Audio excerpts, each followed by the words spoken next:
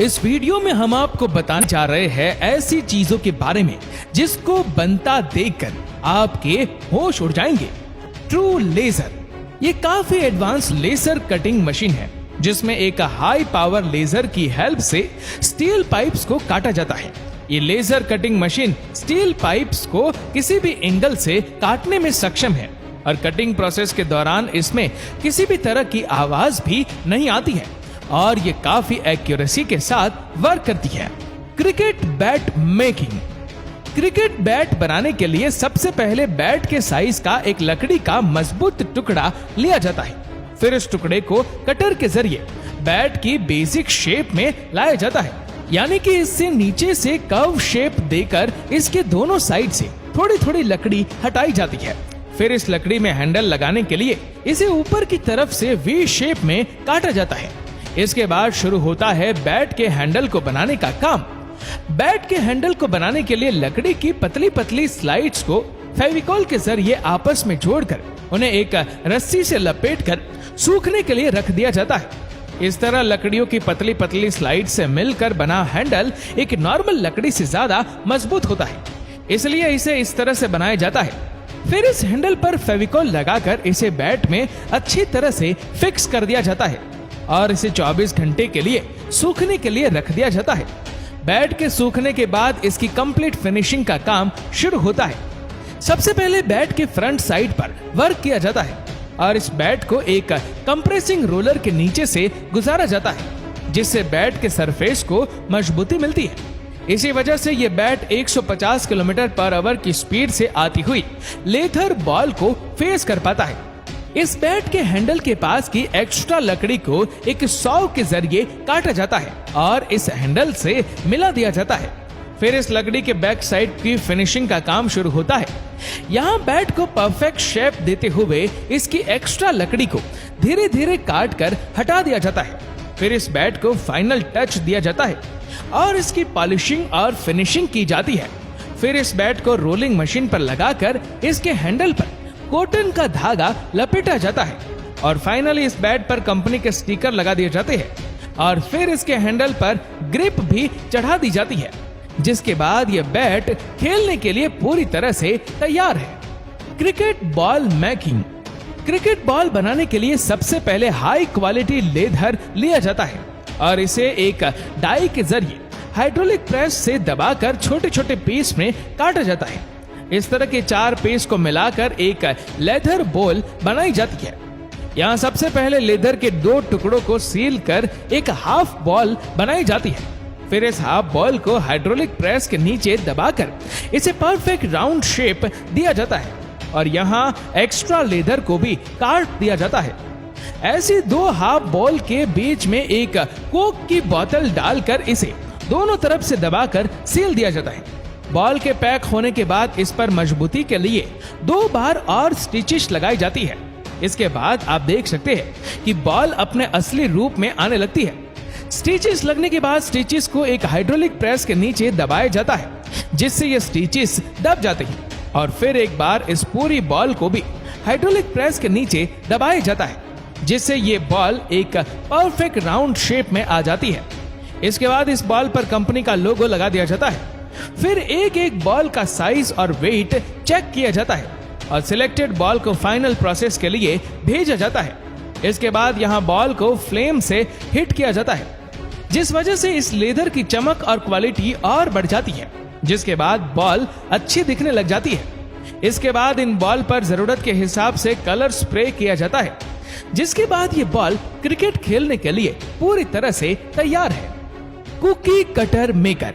इस प्रोसेस में मशीनों के जरिए स्टील की ब्लेड को डिफरेंट शेप दी जाती है।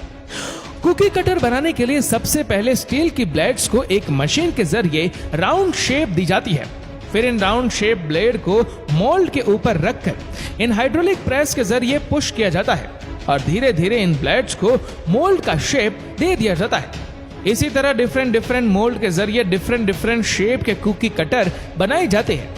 इन कुकी कटर का इस्तेमाल फूड इंडस्ट्रीज में फूड की शेपिंग के लिए किया जाता है। वायर बैंडर। यह मशीन दुनिया की सबसे फास्ट वायर बैंडिंग मशीन है जो कि काफी स्पीड से डिफरेंट शेप्स में वायर को बेंड कर सकती है। ये एक CNC मशीन है जो कि वायर को जिग जैग, हुक, सर्कल और स्क्वायर के अलावा भी काफी शेप्स में बेंड कर सकती है। हॉट फॉर्मिंग ये एक बहुत ही खतरनाक प्रोसेस है जिसमें लोहे को गर्म करके उसे किसी दूसरे आकार में डाला जाता है। यहाँ कुछ मजदूर लोहे की इस 5 इंच मोटी शीट को बर्नर में गर्म करके इसे एक हेड के रूप में तैयार करते हैं। इस काम के लिए वर्कर्स को स्पेशल हीट प्रूफ यूनिफॉर्म पहनाई जाती है ताकि गर्म लोहे के इतना करीब होने के कारण उनको कोई नुकसान ना पहुंचे। फिर इस रेड हॉट शीट को एक बहुत बड़ी हाइड्रोलिक प्रेस के नीचे रखकर धीरे धीरे दबाया जाता है और फिर तैयार हो जाता है टैंक का एक मजबूत हेड। बिग स्प्रिंग मेकिंग बड़ी बड़ी भारी स्प्रिंग बनाने के लिए सबसे पहले स्टील के मोटे रोड को आग में रेड हॉट किया जाता है। इसके बाद इन्हें पकड़कर एक रोलिंग मशीन से अटैच कर दिया जाता है। फिर यह मशीन धीरे धीरे रोल होने लगती है और इसी के साथ ही यह स्टील रोड भी घूमते घूमते एक स्प्रिंग की शेप में आ जाता है। फिर इस मशीन से इसे उतार लिया जाता है और इसे उठाकर फिर एक ठंडे पानी में डाल दिया जाता है। लेजर एंग्रेविंग मशीन जीन्स को और भी अट्रैक्टिव लुक देने के लिए उस पर लेजर मशीन द्वारा एंग्रेविंग की जाती है। लेजर द्वारा जीन्स को बर्न करके उस पर डिजाइन डाली जाती है जिस वजह से जीन्स देखने में और भी अट्रैक्टिव लगती है। लेजर एंग्रेविंग का इस्तेमाल काफी समय से जीन्स को अट्रैक्टिव बनाने के लिए किया जाता रहा है।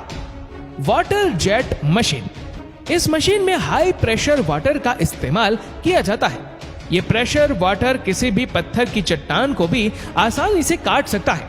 इस वाटर जेट नोजल से पानी 60,000 PSI की स्पीड से निकलता है जो कि किसी भी मेटल तक को भी आसानी से काट सकता है।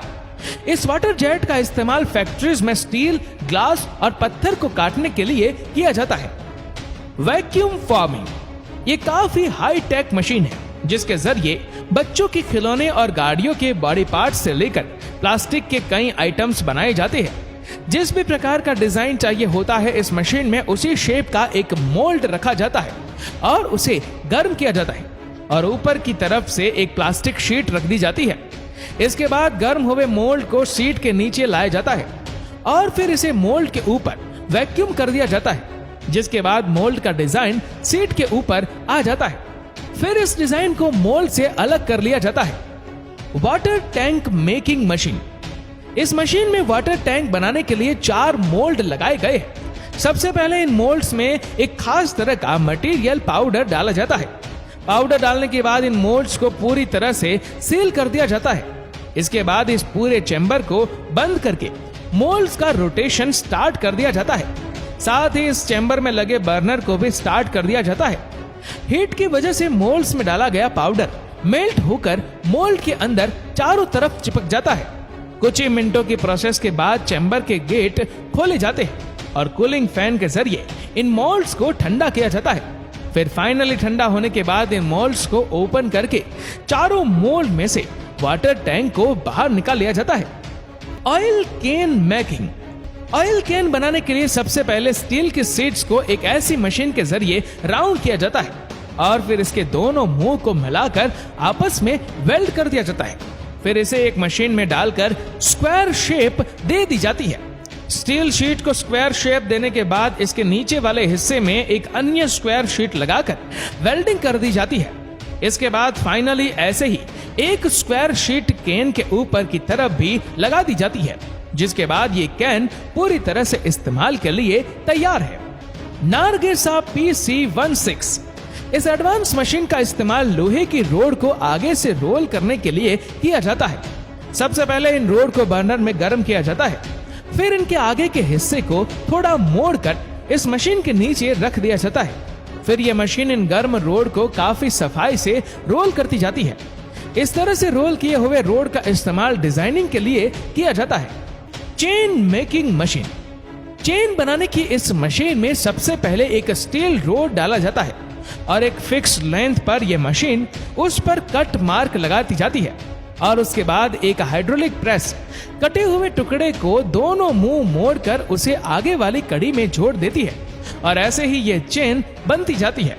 लेकिन यहाँ इन कड़ियों के मुंह थोड़े खुले रह जाते हैं जिनको आगे लगे 2 हाइड्रोलिक प्रेस के जरिए दबाकर पूरी तरह से लॉक कर दिया जाता है। इसके बाद ये चेन पूरी तरह से तैयार हो जाती है। तो दोस्तों, आशा करते हैं कि वीडियो आपको पसंद आई होगी। आपको ये वीडियो कैसी लगी नीचे कमेंट करके जरूर बताएगा।